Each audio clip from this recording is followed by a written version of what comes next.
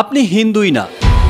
মোদীকে কটাক্ষ করে সংসদে রাহুল গান্ধীর এমন মন্তব্যে রীতিমতো ঝড় উঠে, উত্তপ্ত হয়ে ওঠে লোকসভা। রাহুলের বক্তব্যের মাঝেই লোকসভায় দাঁড়িয়ে প্রতিবাদ করেন ভারতের প্রধানমন্ত্রী নরেন্দ্র মোদী, আর অমিত শাহ তো অবিলম্বে দেশবাসীর কাছে ক্ষমা চাইতে বলেন।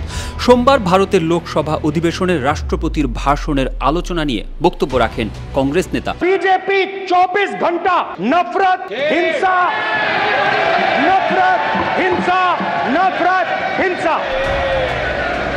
ক্ষমতাসীনদের লক্ষ্য করে তিনি বলেন, তারা যা করছে তা হিন্দু ধর্ম নয়, বিজেপি ধর্মের নামে হিংসা, ঘৃণা ও অসত্য ছড়ায়।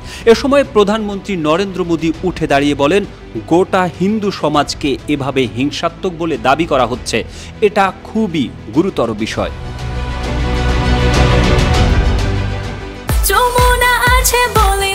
যমুনা রেফ্রিজারেটর, খাবার ফ্রেশ তো লাইফ জম্পেশ। রাহুল গান্ধী বিরোধী দলীয় নেতা হওয়ার পরেই সংসদ জমে উঠবে এটা অনেকেই ধারণা করেছিলেন, কিন্তু সেটা যে এমন উত্তপ্ত বাকযুদ্ধের মধ্যে দিয়ে শুরু হবে সেটা হয়তো ভাবেনি।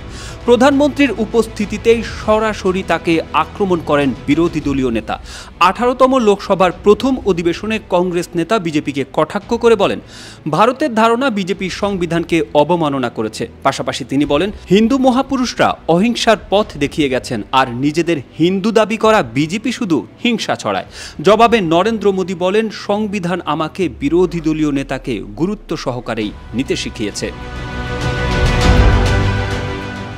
এ সময় রাহুল গান্ধী আরও বলেন, আমাদের মহাপুরুষরা অহিংসার কথা বলেছেন, কিন্তু যারা নিজেদের হিন্দু বলে দাবি করেন তারা শুধু হিংসা, ঘৃণা ও অসত্যের কথা বলেন, আপনারা হিন্দুই না।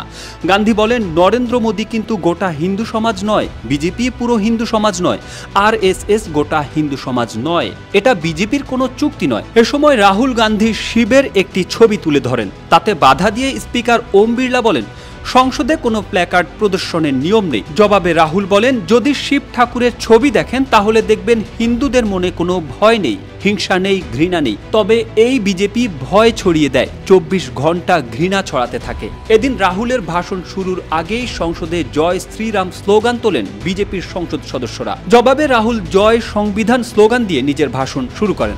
তখন বিজেপির সংসদ সদস্যরাও জয় সংবিধান স্লোগান দিতে থাকেন। তা শুনে কটাক্ষ করে রাহুল বলেন, এখন বিজেপির সংসদ সদস্যরাও আমাকে অনুসরণ করে জয় সংবিধান স্লোগান দিচ্ছে, দেখে ভালো লাগছে।